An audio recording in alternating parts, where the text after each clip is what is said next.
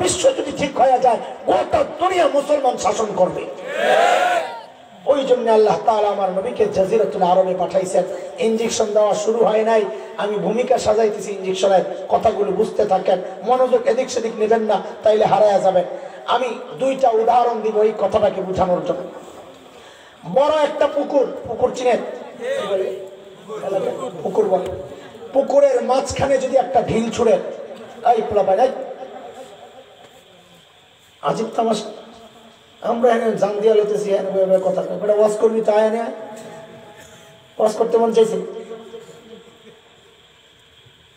দেখলে বাতিজা, আমরা লেখাপড়া করছি, আমগরে পিটায় পিটায় আমাকে বাপ মায় পড়াইছে, আমরাও এখন পড়ামো, বেশি উল্টা পাল্টা করবি, হুজুর লাড়ি আছে পিটায় আসাইজ করুন করলাম। আমগরে তো আমগরে পিটায় পিটায় পড়াইছে, জানেন আপনারা? আমগরে বলে পিটায় পিটায় পড়াইছে, আর আপনারা সব পিঠা ছাড়া পড়ছেন। সুবহানাল্লাহ। হায় মানুষ, বড় পুকুরের মাঝখানে ঢিল ছুড়েছে। বলেন তো ঢেউটা সমান তালে চারদিকে ছড়াবে কিনা? কিন্তু যদি আপনি ঢিলটা এক সাইডে মারেন তো ঢেউটা একদিকে শক্তিশালী ভাবে এবং দ্রুততার সাথে লাগবে, আরেক দিকে যেতে যেতে দেরি হয়ে যাবে। কথা ঠিক? আমার নবী যেহেতু বিশ্ব নবী, এই জন্য আল্লাহ তাআলা গোটা দুনিয়ার মাঝখানে জাজিরাতুল আরবে পাঠাইছেন। কেন? যেন হেদায়েতের নূর সমান তালে চারদিকে ছড়ায়া যায়। আরেকটা উদাহরণ শুনেন। আমাদের ঢাকার একজন বড় মুফাসসির ছিলেন আল্লামা আব্দুল গফফার রাহমাতুল্লাহি আলাইহি। নাম শুনছেন? হুজুর তো জানেন, হুজুর দেখা হয়েছে। আলহামদুলিল্লাহ, সাদা সিধা মানুষ ছিলেন, আমাদের মতো তো ভুংবাং ছিল না, কিন্তু কথা বলতেন খুব দামি দামি কথা। হযরত একটা গল্প শোনাইছেন, ওই গল্প দিয়ে আমি আরেকটা বুঝাই।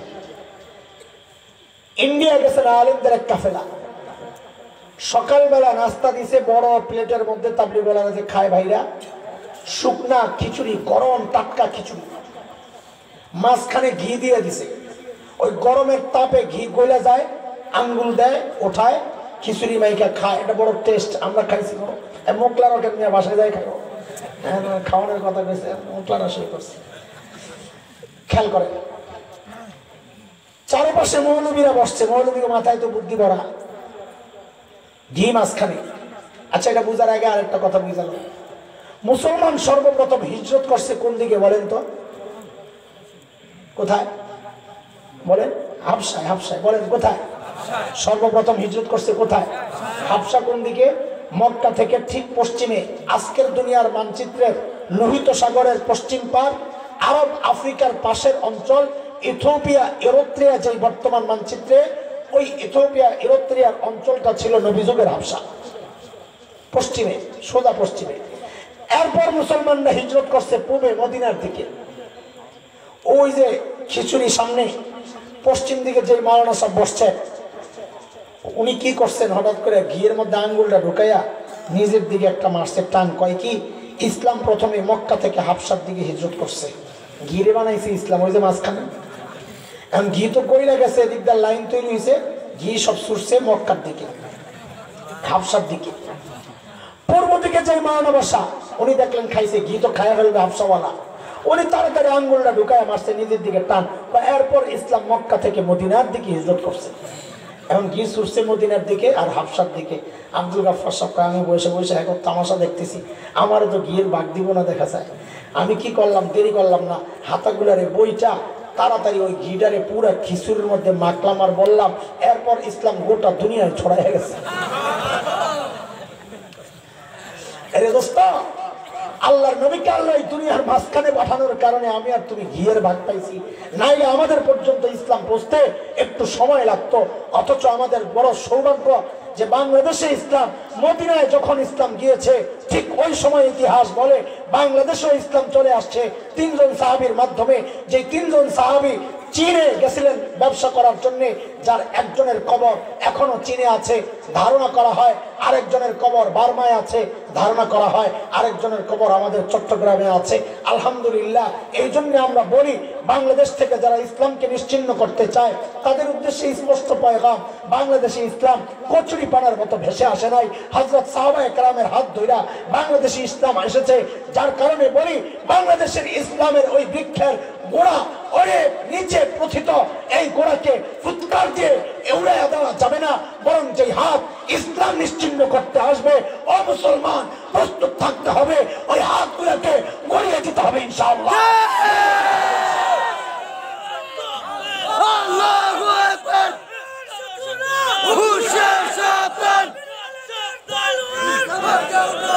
আমার ইনজেকশন শুরু হয় নাই, শোনো, ইনজেকশন শুরু হয় না, আমি এখনো সিরিঞ্জ সাজাইতেছি। এইবার শোনো, আয় যুবক তোরা ভালো করে শোন। কেন বাংলাদেশের আকাশে শকুনের আনাগোনা পরিলক্ষিত হচ্ছে? আমি আগেই বলেছি আমাদের কিছু টার্গেটের কথা আছে, ওগুলো আমরা বলবোই। আমাদের মুরব্বীরা নামাইছেন এই কথাগুলো বলার জন্য, উম্মতকে জাগানোর জন্য। উম্মত ঘুমায় আছে, সে জানেও না ঘরে শত্রু ঢুকছে, সে জানে না ঘরে ডাকাত ঢুকছে, বরং দারোয়ান কেন চিল্লায় এটা হলো তার সমস্যা। আমার ঘুম ভাঙনস কেন, তুই চিল্লাস কেন? আরে দাদা তোর ঘরে ডাকাত ঢুকছে, আমি চিল্লাবো না, চিল্লাবে কি? যুবক পিঠা তোমারই খাওয়া লাগবে, বুড়া ঘরে পিটাইবো না, আমারও দু একটা দিব নেতা হিসাবে। কারণ এগরে পিটাইবো না কি জন্য? মায়া লাগবে, পিটাই লাভ কি? আমরা যখন দেওবন্দে 1997-তে, তো মোদী সরকার তখন নতুন আসছে, ধরপাকড় শুরু হয়েছে। আমাদের এক ভাই ছিলেন মাহমুদ ভাই, মোটা উচ্চারাম্বা, ছাদে যায় ঘুমাইতো। আমি ছিলাম একদম টিংটিঙে পাতলা। তো আমি বলি মাহমুদ ভাই আপনি ছাদে ঘুমান কেন? এত ভয় পাইলে হয়? তো মাহমুদ ভাই বলে কি, ভাই রে তোরে ধরলে তো পিটাইবো না, মায়া লাগবে, তোর পিটাই লাভ কি? আর আমার যদি পায়, আমার পিটাই আছে কি মজাটা পাইবো পুলিশে, তোরটা শুধু আমারে দিব। কয়দিন আগে এক পেটওয়ালা হুজুর মারা গেছে, হুজুর তো না শয়তান। আমি বলি ফিরিস্তারা পিটাই আছে কি মজাটা পাইবো রে, পেটের মধ্যে খালি বাড়ি আর বাড়ি। আল্লাহু আকবার, লা হাওলা ওয়ালা কুওয়াতা ইল্লা বিল্লাহ। খেয়াল করেন, খেয়াল করেন সমস্যা কোন জায়গায়।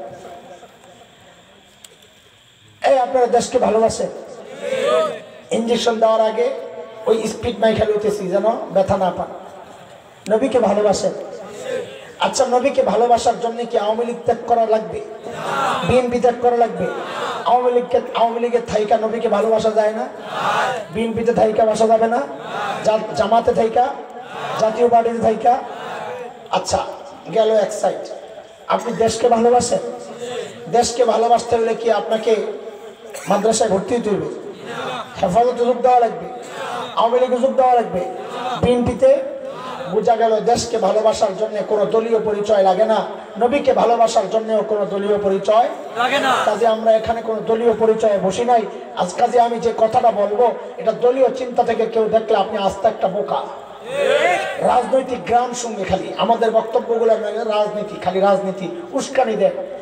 বিবিসির সাংবাদিক কাদের কল্লোল আমারে ফোন দিছে যে আপনাদের কি বলেন, এখন সরকারের পক্ষ থেকে বলা হচ্ছে যে ওয়াজ মাহফিল গুলাতে উস্কানিমূলক বক্তব্য দেওয়া হয়, আপনি কি বলেন? আমি কে বলছে আপনারে? হ্যাঁ এই আওয়াজ তো উঠছে, রাজনৈতিক বক্তব্য দেওয়া হয় এই জন্যই তো ওয়াজ মাহফিল করতে দেয় না ঠিক মতো। তা আমি জিজ্ঞেস করছি উস্কানি কারে কয় আগে কর? আপনারা আমার নবীর কলিজায়, আমার নবীর ইজ্জতে আঘাত করবেন আর নবীর আশেকদের কলিজায় আগুন লাগবে, প্রতিবাদ করলে ওইটা হয় উস্কানি। আপনারা মাদ্রাসার বিরুদ্ধে কথা বলবেন, দাড়ি নিয়ে কটূক্তি করবেন, মুসলমানদের কলিজায় আঘাত দিবেন, আপনারা আমাকে জবে করবেন আর আমি ছটফট করলে ওইটা হয়ে যায় উস্কানি। যদি ওইটা উস্কানি হয় তাহলে আমরা আরো বেশি উস্কানি দিতে চাই। কথা এইরকম একটা উস্কানিমূলক কথা এখন বলবো। আপনারা চিন্তা করেন যে এই উস্কানিমূলক কথা কার স্বার্থে বলতেছি? আরে আমার এখানে কি স্বার্থ? আমার নিজের পেটের ধান্দার জন্য এই কথাগুলি বলি না। আরে মামুনুল হক হুঙ্কার দেয় নিজের পেটের জন্য না, নিজের পেটের জন্য যদি আমাদের কিছু করা লাগতো তো হুঙ্কার না দিয়েই আমাদের সুবিধা ছিল। অফার আমাদের কাছে কম আসে না, কিন্তু আমাদের একটাই কথা, ইসলাম কবুল করেছি, তোমাদের ওই অফার নেওয়ার জন্য নয়, অফারটা আমি আমার মালিকেরটা গ্রহণ করেছি। আমার মালিকের অফার গ্রহণ করতে গিয়ে যদি আমার বিবি বিধবা হয় আমার কোনো পরোয়া নাই। আমার মালিকের অফার গ্রহণ করতে গিয়ে যদি আমার সন্তান এতিম হয় আমার কোনো পরোয়া নাই। আমার মালিকের অফার গ্রহণ করতে গিয়ে যদি আমার শরীর থেকে আমার মাথা বিচ্ছিন্ন হয় আমার কোনো পরোয়া নাই। তাও আমার এই সিনা থেকে ঈমানকে বিচ্ছিন্ন করা যাবে না, কোরআনকে বিচ্ছিন্ন করা যাবে না।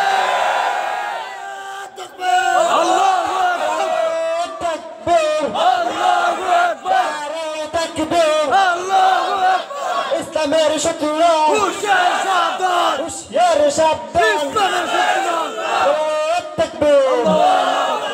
ও মুসলমান, 100তে 100 মনোযোগ দিয়ে কথাটা বোঝা লাগবে, একটু বুঝেন। বাংলাদেশের কিছু নির্দিষ্ট অঞ্চল যেমন পার্বত্য অঞ্চল, উত্তরবঙ্গ, বর্তমানে নতুন আরেক spot, hot spot Rohingya camp, এগুলোতে শত শত নয় হাজার হাজার খ্রিস্টান মিশনারি আর কাদিয়ানি এরা ভেতরে ঢুকে লক্ষ লক্ষ মুসলমানকে খ্রিস্টান বানাচ্ছে, কাদিয়ানি বানাচ্ছে। কয়েক বছর আগে আমরা গেলাম দিনাজপুরে, উত্তরবঙ্গ। আমরা আমাদের ভাইদেরকে দাওয়াত দিয়া, মুরতাদ ভাই যারা খ্রিস্টান হয়ে গেছিল তাদেরকে দাওয়াত দিয়া ইসলামে ফেরত আনার জন্য গিয়েছিলাম, দাওয়াতি মিশন। মিশনারিদের পক্ষ থেকে পুলিশের কাছে রিপোর্ট করা হলো ঢাকা থেকে কিছু মৌলবী আসছে, এদের মতিগতি ভালো না, মারামারি লাগবে, রক্তারক্তি হবে। পুলিশ আমাদেরকে তলব করলো, ভাই আপনারা কারা? আমরা বললাম আমরা নিরীহ মানুষ, মারামারি করতে আসি নাই, আমার মুরতাদ ভাইকে দাওয়াত দিয়ে ইসলামী ফেরত নিতে আসছি। তখন পুলিশ আমাদেরকে একটা প্রশ্ন করেছিল, ও ভাই এই প্রশ্ন যখন আমি আপনাদের সামনে উত্থাপন করব আমি নিশ্চিত এখানেও বহু মানুষের মাথায় ঘুরবে, হ্যাঁ পুলিশের কথা তো ঠিকই আছে। পুলিশের প্রশ্ন হচ্ছে, আচ্ছা হুজুর বলেন, আমরা মুসলমান, ইসলামের দাওয়াত অস্ট্রেলিয়ায় চলে, ইউরোপ, রাশিয়া, আমেরিকা, আফ্রিকা, গোটা দুনিয়া ইসলামের দাওয়াত চলে, কই খ্রিস্টানরা তো আমাদেরকে বাধা দেয় না, তাইলে খ্রিস্টানরা এসে বাংলাদেশে তাদের ধর্মের প্রচার করলে আমরা কেন বাধা দিই? যার যার ধর্মের প্রচার সে করবে, আমাদের কেন কথা বলতে হবে? যে যে তার ধর্ম নিয়ে থাকুক, লাকুম দীনুকুম ওয়ালিয়া দিন, যার যার ধর্ম সে উদযাপন করবে, আমাদের কি সমস্যা? এখন আপনার মাথায় ঘুরতেছে, কথা তো ঠিক, যার যার ধর্মের প্রচার সে করবে, আমি আমার ধর্মের প্রচার করতেছি, সে তো বাধা দেয় না। বাধা দিলে তো আর দুনিয়ায় এত মুসলমান হইতো না, তা আমি কেন বাধা দিই? ও দোস্ত, এই চিন্তা যদি কারো মাথায় ঢুকে, আমি স্পষ্ট করে বলতে চাই, তুমি তোমার নবী চেনো নাই। এই জন্যই নবী চেনাচ্ছি, ব্যাপারগুলো বড় স্পর্শকাতর। নবী না চেনার কারণে আমি আমার স্বাধীনতা হারাতে বসেছি, নবী না চেনার কারণে আমি আমার শত্রু মিত্র আলাদা করতে পারছি না, নবী না চেনার কারণে আলেমদের হুঙ্কার গুলো আমার কাছে উস্কানি মনে হয়, নবী না চেনার কারণে আমি আলেমদের ঘাড় মটকাতে চাই, আলেমদের হাত ভাঙতে চাই। কথা বলেন ঠিক কিনা? গোড়ায় সমস্যা, নবী চেনো না, সমস্যা কোথায়? গোড়ায়। বলে কি সমস্যা? ও সমস্যাটা একটু বুঝেন, সমস্যাটা একটু বুঝেন। দুনিয়ায় একজন মাত্র বিশ্ব নবী, তিনি কে? জোরে বলেন। এই কথাটাকে মাথায় আগে সেট করেন, নাইলে বুঝবেন না কথা। একমাত্র বিশ্ব নবী হচ্ছেন আমার নবী। বিশ্ব নবী মানে কি এটা একটু বুঝেন। বিশ্ব নবী মানে হচ্ছে আল্লাহ আমার নবী, হয় মুসলমান ভালো করে বুঝেন, আল্লাহ আমার নবীকে দুনিয়ায় পাঠানোর আগ পর্যন্ত যত নবী দুনিয়ায় পাঠাইছেন সমস্ত নবীর নবুয়তের টাইম ছিল নির্ধারিত, আনলিমিটেড টাইমের জন্য আল্লাহ কাউকে নবুয়ত দেন নাই। আমার নবী একমাত্র নবী যার কোনো টাইম নির্ধারিত নাই, তাকে আল্লাহ নবুয়ত দিয়েছেন কিয়ামত পর্যন্ত, যার কারণে কিয়ামত পর্যন্ত কেউ যদি নবুয়তের দাবি করে সে মিথ্যাবাদী, সে কাযযাব, সে প্রতারক, সে ভণ্ড, তাকে যে কোনো মূল্যে প্রতিহত করতে হবে। এক নম্বর। দুই নম্বর, আমার নবী দুনিয়ায় আসার আগ পর্যন্ত যত নবী দুনিয়ায় আসছেন সমস্ত নবীর অঞ্চল ছিল নির্ধারিত। কি অঞ্চল ছিল নির্ধারিত? গোটা দুনিয়ার জন্য আল্লাহ কোন নবীকে নবী বানায়া পাঠান নাই, একমাত্র আমার নবী রাহমাতুল লিল আলামিন, তার কোন অঞ্চল নির্ধারিত না, তিনি গোটা দুনিয়ার জন্য নবী। ঠিক আছে কথা? তিন নাম্বার, দুনিয়ায় আল্লাহ যত নবী পাঠাইছেন সমস্ত নবীর কওম ছিল নির্ধারিত। কি কি ছিল?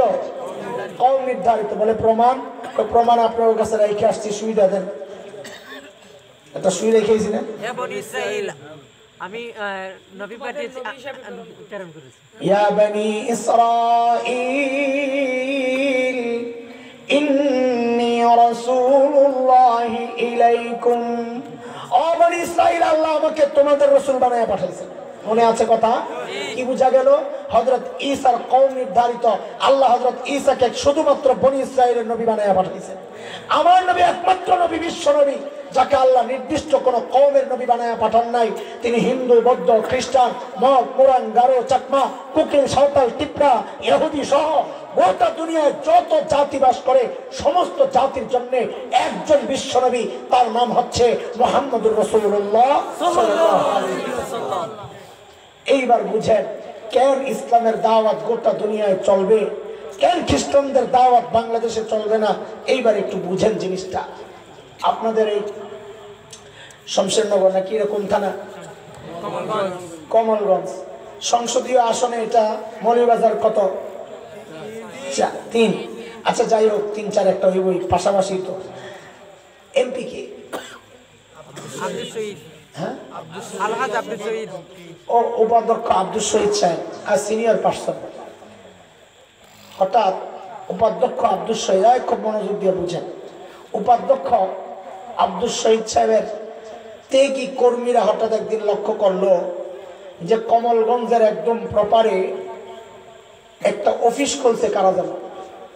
ওই অফিসের মধ্যে বড় সাইনবোর্ড লাগায় দিছে এমপি সাহেবের অফিস। অফিসের নাম কি? আব্দুল শহীদ সাহেবের ছেলেপেলেরা কয়, কিনা কোন এমপি সাহেবের অফিস? আমরা থাকতে আবার কোন মাস্তান ঢুকলে নে? যায়া অফিসে ঢুকছে, যায়া জিজ্ঞেস করে, তোমরা কারা? আমরা এমপি সাহেবের লোক। অফিস কার? এমপি সাহেবের। কোন এমপি সাহেব? ঢাকা 7 আসনে এমপি ছিল মরহুম সাদেক হোসেন খোকা, তার অফিস। খেয়াল করে, ঢাকা 7 আসন, সূত্রাপুর কোতোয়ালি। সাবেক এমপি ছিলেন সাবেক মেয়র ঢাকার জনাব মুক্তিযোদ্ধা সাদেক হোসেন খোকা। তিনি এক সময় ওই এলাকার এমপি ছিলেন 90-এর দশকের পরে। এখন সাদেক হোসেন খোকা বর্তমানে আছে, তার এমপির টার্ম অনেক আগে শেষ হয়ে গেছে, তিনি মারা গেছেন। তার আসন কমলগঞ্জ না। এখন তার লোকেরা যদি কমলগঞ্জে তার অফিস খোলে, কমলগঞ্জের উপাধ্যক্ষ আব্দুল শহীদ সাহেবের একান্ত ছেলেপেলেরা যদি ওই লোকগুলারে পিটা লাগায়, সমাজ কি বলবে? এই পিটা লাগানো ঠিক আছে না অন্যায়? ঠিক আছে, এটা ভালো বুঝছেন না? এই জায়গায় ঠিকই বুঝেন, দিনের ব্যাপার আসলে আস্তে করে পোল্টি মারে। পিটা লাগানো কেন ঠিক আছে? 2টা অপরাধ করছে। কয় অপরাধ?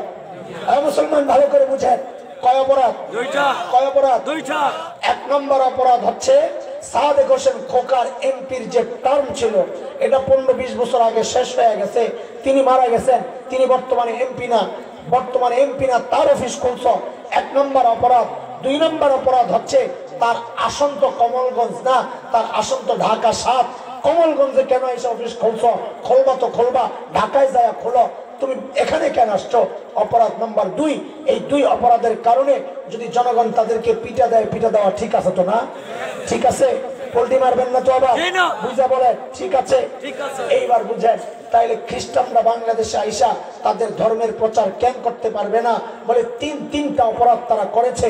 নাম্বার 1 অপরাধ, তারা যেই নবীর ধর্মের প্রচার করতে চাচ্ছে ওই নবী ঈসার নবুয়তের টার্ম তো 1500 বছর আগে শেষ হয়ে গেছে। অপরাধ নাম্বার 1। 2 নম্বর অপরাধ, নবী ঈসাকে আল্লাহ বাংলাদেশের জন্য নবুয়ত দিয়া পাঠান নাই। তিনি নিজে বলেছেন, আজকের বিকৃত বাইবেলের মধ্যে কথা আছে, হযরত ঈসা বলেন, ও বনি ইসরাইল, আল্লাহ আমাকে ফিলিস্তিনের একটা নির্দিষ্ট অঞ্চলের নবী বানায়া পাঠাইছেন। কাজী নবী ঈসার আসন বাংলাদেশ না, ওনার আসন ফিলিস্তিন অঞ্চল। কাজে অফিস খুললে ওখানে যায় খোলো, বাংলাদেশে কিসের অফিস? অপরাধ নাম্বার 2। অপরাধ নাম্বার 3, হযরত ঈসাকে আল্লাহ মুসলমানদের নবী বানায়া পাঠান নাই যে ইসলামের মুসলমানদের কাছে আইসা খ্রিস্টান ধর্মের প্রচার চলবে। হযরত ঈসা নিজে বলেছেন, ও বনি ইসরাইল, আল্লাহ আমাকে তোমাদের রাসূল বানায়া পাঠাইছেন, মুসলমানদের রাসূল না, কথা বলেন না, বুঝেন নাই? কাজী বাংলাদেশে যদি খ্রিস্টানরা তাদের ধর্মের প্রচার করে, তারা অপরাধ একটা করে নাই, তিনটা অপরাধ করেছে। 2 অপরাধের কারণে আপনারাই তো ফতোয়া দিলেন এদেরকে পিটানো বৈধ। তাইলে যারা বাংলাদেশে ভিন্ন ধর্মের প্রচার করে 3টা অপরাধের কারণে কেন তাদেরকে পিটায়া এই জমিন থেকে উৎখাত করা হবে না? এটা কেন বৈধ হবে না আমরা জানতে চাই। এরে দোস্ত, চক্রান্ত বড় গভীর, চক্রান্ত বড় গভীর।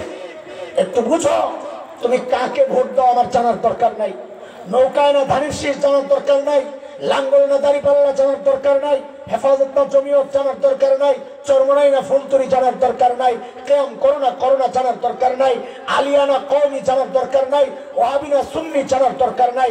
আমি শুধু 2টা জিনিস জানতে চাই, এই মানচিত্রকে ভালোবাসো কি বাসো না, নবীকে ভালোবাসো কি বাসো না। আমার আর কোনো কিছু জানার দরকার নাই, এই 2টা জিনিস জানলেই আমার চলবে। যদি এই জিনিসে তোমরা একমত হও তাইলে শোনো, এই জায়গায় শুধু ধর্ম প্রচার মাকসাদ না, শুধু ধর্ম প্রচার মাকসাদ না।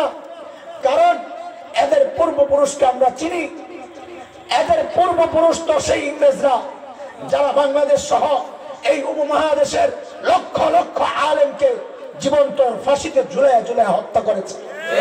এদের পূর্বপুরুষ তো সেই ইংরেজ দলকুত্তারা যারা এই দেশে স্বাধীনতাকে হরণ করে এই দেশের মানুষের উপর নির্যাতনের স্টিম রোলার চালিয়েছিল। বলে তারা তো আর এরা না, এরা তো আলাদা। বলে এরা আলাদা না, সাম্প্রতিক কালের ইতিহাস তোমাদের জানা নাই। সাম্প্রতিক কালের ইতিহাস হচ্ছে ইন্দোনেশিয়া মুসলিম কান্ট্রি, তার একটা দ্বীপ, অখণ্ড বিচ্ছিন্ন দ্বীপ, যার নাম ছিল পূর্ব তিমুর। সেই পূর্ব তিমুরে খ্রিস্টানরা তাদের ধর্মের দাওয়াত দিয়া লক্ষ লক্ষ মুসলমানকে খ্রিস্টান বানাইয়া মুসলমান ভাই লড়াই শুরু হয়ে গেল। সাগরের ওই পার অস্ট্রেলিয়া থেকে সৈন্যরা এসে খ্রিস্টানদের পক্ষ নিয়ে মুসলমানদেরকে হত্যা করেছে, গণহত্যা। জাতিসংঘ পূর্ব তিমুরকে স্বাধীনতা ঘোষণা দিয়ে দিয়েছে। সাম্প্রতিক কালের ইতিহাস তালাশ করে পড়ো, দক্ষিণ সুদান তেল সমৃদ্ধ অঞ্চল, মুসলমানদের রাষ্ট্র ছিল, কিন্তু খ্রিস্টানরা সেখানে তাদের ধর্মের দাওয়াত দিয়া লাখো মানুষকে খ্রিস্টান বানাইয়া মুসলমানদের বিরুদ্ধে লড়াই লাগাইয়া দিছে। জাতিসংঘের সৈন্যরা যায়া মুসলমানদেরকে দমন করার পর জাতিসংঘ ওই খ্রিস্টান রাষ্ট্র হিসাবে দক্ষিণ সুদানকে স্বাধীনতা ঘোষণা দিয়ে দিছে। এরে দোস্ত, আজকে আমার পার্বত্য অঞ্চলকে নিয়ে ওই রকম চক্রান্ত চলতেছে, আমার উত্তরবঙ্গকে নিয়ে ওই রকম চক্রান্ত চলতেছে, কিন্তু আমরা তাদের ইতিহাসটা যেমন জানি, আমাদের বড় আফসোস, এইরকম যদি তারা আমাদের ইতিহাসটা জানতো তাদের জন্যই ভালো হতো। আমরা কিন্তু শাইখুল হিন্দের সন্তান, পূর্ব তিমুর একজন শাইখুল হিন্দ পায় নাই, দক্ষিণ সুদান একজন হযরত মাদানী পায় নাই, বাংলাদেশ এই উপমহাদেশ শাইখুল হিন্দকে পেয়েছে, হযরত মাদানীকে পেয়েছে। হযরত মাদানী আর শাইখুল হিন্দ ওই ব্যক্তিত্ব যাদেরকে আগুনের জ্বলন্ত কয়লার উপর শোয়া দেওয়া হয়েছে, তারা আপোষ করেন নাই। স্বাধীনতার পক্ষে, ইসলামের পক্ষে তারা কোনো আপোষ করেন নাই। তাদের রুহানি সন্তানরা আজও এই দেশে বাস করে।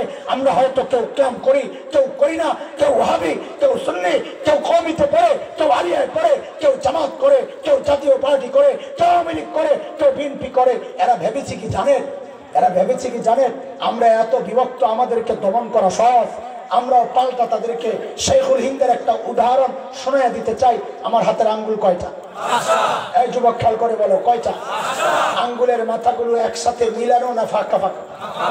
ফাঁকা ফাঁকা কখন থাকে? যখন কাজ থাকে না। যখন আঙ্গুলগুলো বেকার তখন কি থাকে? ফাঁকা ফাঁকা থাকে। ভাত খাওয়ার সময় আঙ্গুলগুলোর মাথাগুলা ফাঁক থাকে না মিলে যায়? বলেন না, ফাঁক থাকে না মিলে যায়? সব মিল্লা ভাত খায়, তাই না? আমরা হয়তো এখন বিভক্ত, আমাদের হাতে কোনো কাজ নাই, কিন্তু শুনে রাখ কুলাঙ্গাররা, এই জমিনের ইঞ্চি ইঞ্চি মাটিকে আমরা সোনার চাইতে খাঁটি মনে করি। কেন? জমিনের নিচে তেল হয়, গ্যাস হয়, আরে বলেন না, কি হয়? ফসল হয়, এই জন্য ভালোবাসি না।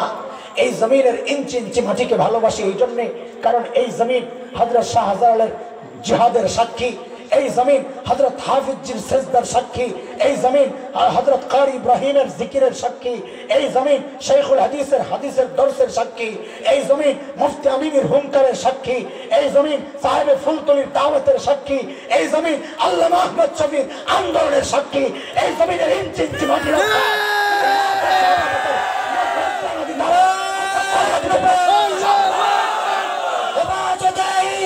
ইসলাম শেখুল হিন্দের তলোয়ার শেখ মাদারির তলোয়ার বালাকুটের হাতিয়ার শাপলার হাতিয়ার সাবিলুনা সাবিলুনা তরিকুনা তরিকুনা নারে তাকবীর।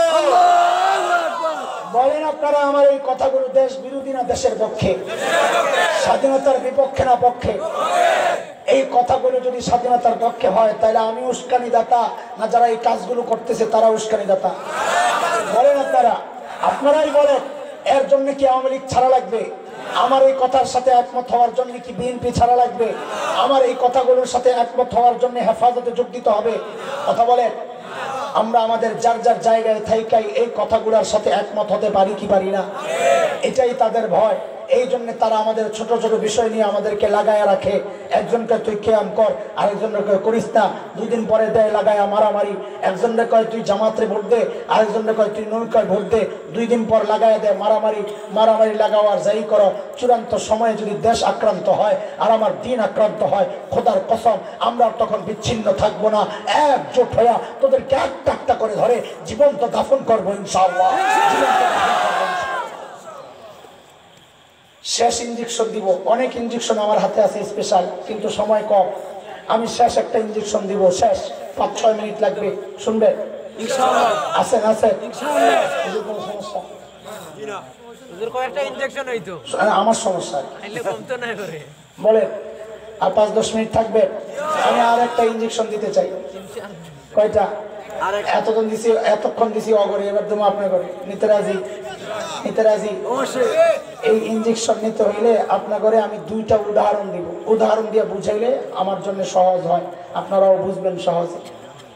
এখন মানুষ যখন ওষুধ কিনতে যায়, সচেতন গ্রাহক সর্বপ্রথম কি দেখে বলেন তো? মাশাআল্লাহ, ডেটটা দেখে।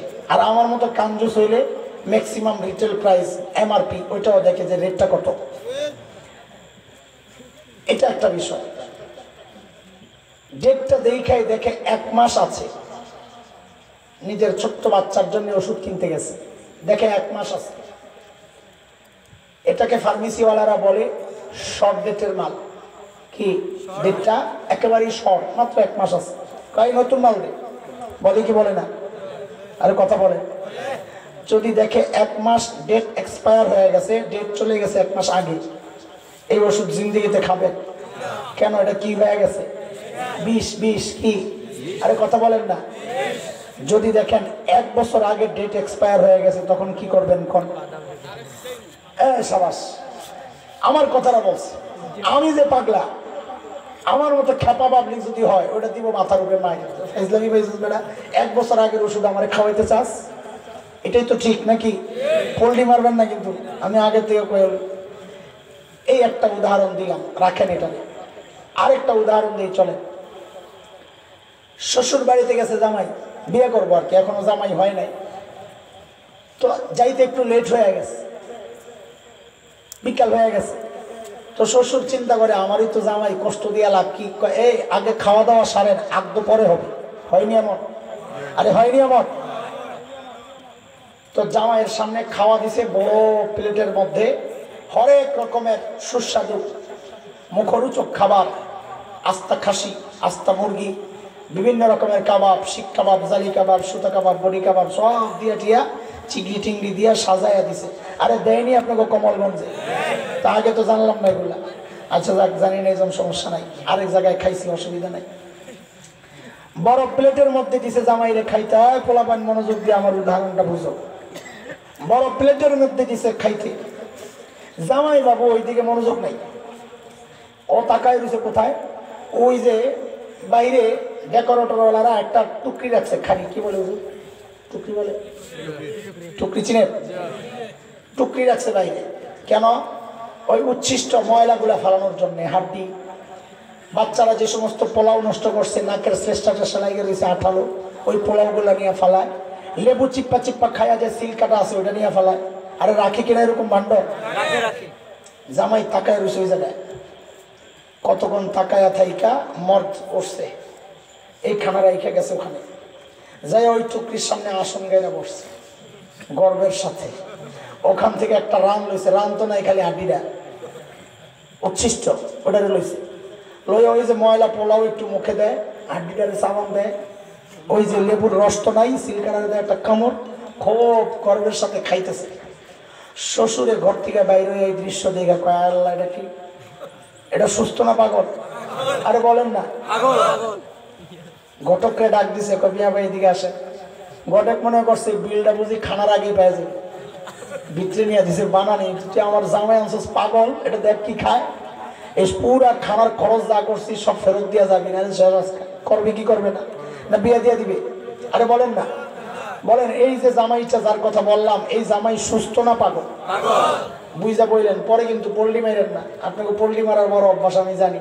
বলেন এই জামাই সুস্থ না পাগল? সবাই বলে না, ডরাইছে ডরাইছে ডরাইছে রে। সবাই বলেন এই জামাই সুস্থ না পাগল? বলেন বলেন, আবার বলেন এই জামাই সুস্থ না পাগল? সবাই একমত? দ্বিমত আছে কারো? কারো দ্বিমত নাই?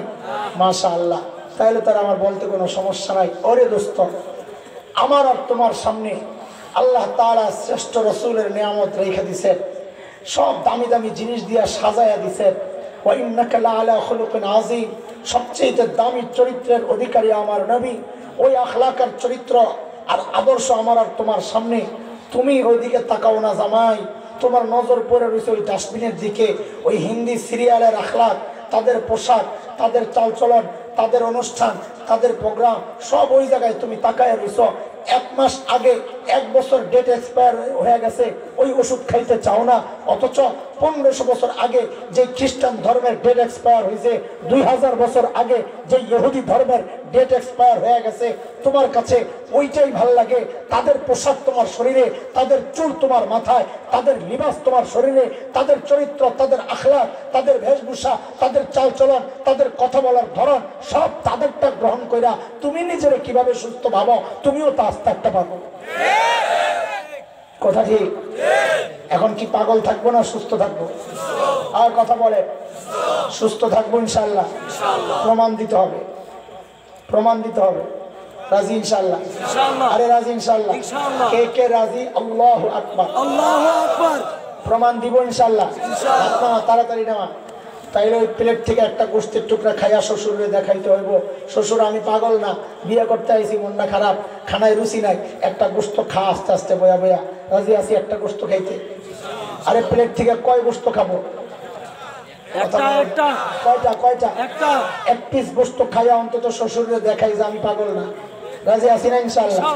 তাইলে আল্লাহর নবীর হাজারো লাখো সুন্নাত থেকে আমরা একটা সুন্নত এখন এই মুহূর্তে আদায় করে আল্লাহকে সাক্ষী বানাবো যে আল্লাহ আমি পাগল না, আমি বুঝি নাই, আর কোনোদিন আমি এই কাজ করব না। আমি আমার জীবনের সব কিছুকে আমার নবীকে সামনে রাখবো। আমি আমার নবীকে না চেনার কারণে আমি অন্যদিকে দৌড়াইছি। এক টুকরা গোস্ত চাই, খাইতে রাজি আছি ইনশাআল্লাহ? এই এক টুকরা গোস্ত হচ্ছে যারা দাড়ি কাটতা, আজকে এখানে এক টুকরা গোস্ত চাইছি মাত্র। নবীর একটা সুন্নতের উপর ওয়াদা করব যে আমি আর কোনোদিন নবীর কলিজায় দাগ দিব না, দাড়ি কাটবো না ইনশাআল্লাহ।